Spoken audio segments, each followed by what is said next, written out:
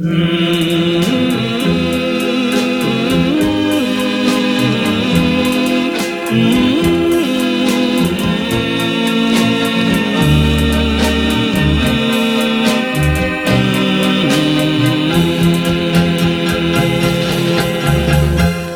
លេងចំរៀងមួយមើលណាឡៃចំរៀងច្រៀងថ្មីនឹងក្រោយបងអស់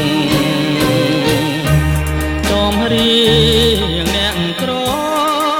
ងោស្ដាយស្រណោ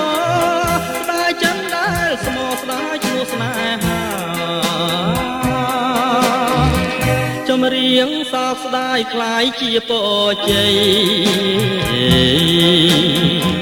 ជាចំណងដៃដល់ថ្ងៃរៀបការច្រៀងរាប់ជាប់រឿងដែលក្លិនសារជារឿងអនិច្ចាស្នេហាពលប្រាតែស៊ូកាន់ចិនទាំងមើលអាឡ័យដួងជីវិនខ្សែក៏សុំចិនដែរតែសូមឲ្យអូនប្រកបក្តីស្នេហ៍កុំឲ្យបាច់បែកដោយស្នេហ៍ប្រមោ